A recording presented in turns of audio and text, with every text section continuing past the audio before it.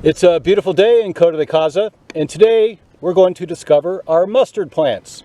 So let's have fun. Now we have three types of mustard plants in Coto de Caza. We have what's just called mustard, we have black mustard, and we have shortpod mustard. All these come from the Mediterranean. They're all quite old, used way back in biblical times. And they're all invasive. They don't belong in California. So really they're just a big weed.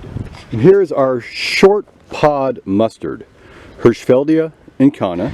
And this is the type of mustard you see along the roadsides, along the medians, especially down by Antonio Parkway. So it's shorter than the other mustards. It's about as high as it gets. So that's our first sign. It's a shortpod mustard. And the leaves, you look at the leaves here. Okay, so the leaves are, they're lobed like this. They're a little bit fuzzy. You can't really see the fuzziness, but it's here. And the stems, you see these, the stems down here, if you get closely, the stems have little white hairs at the bottom. And then as you get taller up, they sort of disappear a little bit. But they're always here till the top of the stem. Here's the flower. Now all the flowers are 4 petals and 6 stamens on all of our mustards. And here are the pods.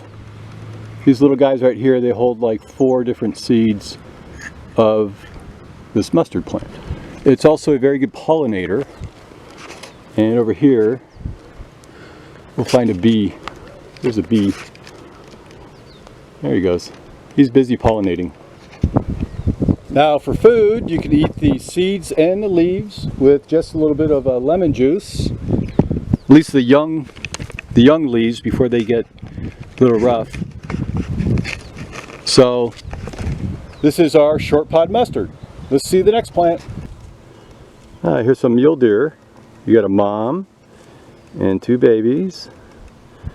And they're right next to our mustard plants. Here they go.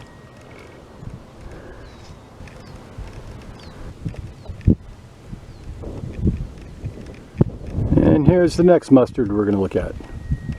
This here is black mustard, Brassica nigra. And this is the mustard you typically see along the hillsides waving in the wind. Now black mustard, it's the same stuff, forms little black seeds that you'll find in like French's mustard you put on your hot dog. This is a very invasive plant. It's not native to California. And the Spaniards brought this over when they're building their missions to be used as spices. You see how much of this is growing, really how tall it is. Now it's very pretty from a distance, so we have a sort of a love-hate relationship with this thing. Now if you look closely at the stems are very smooth, and there's no hairy fibers on the stems. The stems get very thick. Of course, they get thicker as they get older. The flowers are a bright yellow, like this one here. Now the seeds and the leaves are edible. They've got vitamin A, B complex, vitamin C, and calcium. And they're used to make black mustard, or mustard. Now we get the term mustard, or the name mustard, from 13th century France. They would mix the leaves with fermented grape juice, and they called that mot ardent. I don't know, I don't speak French, but that's what they called it. And then that became motardé, and finally motardé became mustard that we know today. So that's how we get the name mustard. Now we have a third type of mustard up in these hills. I couldn't find it, but it's called Brassica rapa.